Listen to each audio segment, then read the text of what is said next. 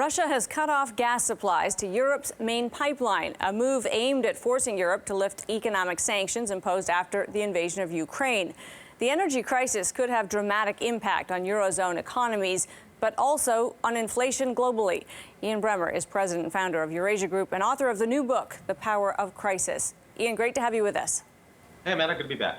So, I mean, this is very much tied to Russia's behavior around Ukraine. But I think it's important to step back and say there was already a brewing electricity, at least a natural gas crisis in the UK and other parts of Europe before this invasion. How did the sort of supply of energy in Europe get so offside? Well, I mean, the extraordinary manner of closing down global economies, particularly the advanced industrial economies, and providing massive stimulus and then reopening them. So COVID plus trillions of dollars of government cash creates huge whipsaws that the world's supply chain for goods as well as for commodities are just not well designed to handle that. Then on top of that, you have the Russian invasion of Ukraine and a forcible decoupling, first by the G7 to Russia of the sanctions that you've seen. And then the Russians coming back and say, well, on energy, we're not going to do all of that on your timeline. We're going to make you feel some pain as well. All of that creates not quite a perfect storm, but really close to one, especially as we move towards winter for the Europeans and the developing economies. And when we hear about things like Europeans being asked to cap their use of electricity, I mean, this rolls back decades or hundreds of years, really, in terms of how people are accustomed to living. How serious is this? I mean, this feels pretty draconian. It feels like dark times, possibly literally. It's a buyer's cartel as opposed to a seller's cartel. OPEC certainly doesn't like that. You saw the small move to pull production back by OPEC over the last week. But as you said in the opening, the intention of Putin pulling back on Nord Stream 1 is because he wants these sanctions to be reduced or removed. That will not happen. 27 countries in the European Union have unanimously supported 7 rounds of sanctions right now, including these energy sanctions. Russia's invasion of Ukraine has brought the European Union closer together, particularly on all issues mattering to Russia. So what you're going to see is a 2 to 3% contraction in the European economies, assuming the Russians cut off all energy this winter, but you're not going to see any move to reduce those sanctions by the EU. So while we obviously acknowledge the pain that will mean for the people of those countries, does it mean global contraction? I mean, does North America have to take note when the Eurozone contracts?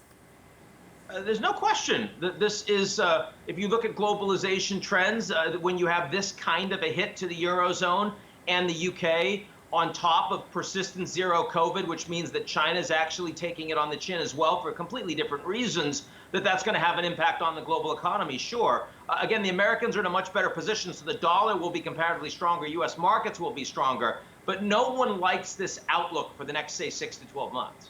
And then I have to ask you about the inflationary impacts. We know it's real. We've seen it show up, and that's just the conflict in Ukraine and the interruption of things, not just energy, but things like wheat and other commodities. Does that continue, and does that undermine some of the normalization we're seeing in prices elsewhere, those pandemic high prices that seem to be reverting back to normal? Look, this year, we have enough food in the world to avoid serious starvation increases. The problem is that the distribution of that food is not where it needs to be, and that's why people are suffering. And that's causing higher levels of inflation. The problem is that with limitations of fertilizer export and with the price spike we're seeing right now, that is starting to affect planting and planning for 2023. If this persists for another couple of months, Amanda, next year there's not going to be enough food, not just a distribution challenge. That's going to hit the developing countries particularly hard next year. Ian, not the greatest news. Great to have you with us for this. Good to see you. Ian Bremmer, president and founder of Eurasia Group. Time for the takeaway and raising our voices about work.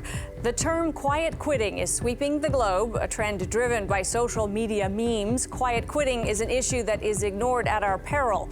For workers and for employers, it's a conversation starter about some deeply serious issues. First, what it is. Intended to mean that workers will do their jobs but not go above and beyond, it is easy to dismiss it as a trend for lazy, whiny employees who feel entitled to work-life balance that previous generations did not enjoy. Yes, there is a generational aspect suspect to quiet quitting for sure.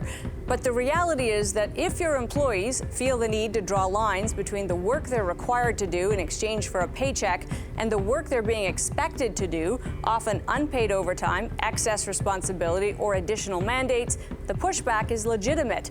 In that context, quiet quitting is about standing up for personal well-being, but it's also about forcing businesses to hire adequately and not expect fewer employees to do the same work, something that often happens after layoffs or, as is the case now, in a tight labor market. The dark side of quiet quitting is that most jobs don't have a clearly defined outcome. Unless you are literally making so many widgets an hour, every job has a little room for above and beyond or creative problem solving or extra effort, all of which could be undermined in a quiet quitting environment. And an atmosphere of quiet quitting is one of mediocrity, where every employee does just enough but no more. As Canada stares down the barrel of an economic slowdown, and with so many unfilled jobs, it's more important than ever that employees stay engaged and fulfilled at work. My takeaway? If your employees are quitting quietly, it is time to step up and fix what's ailing before they put you right out of business and themselves right out of work. That's Taking Stock for this week. I'm Amanda Lang. Thanks for being with us.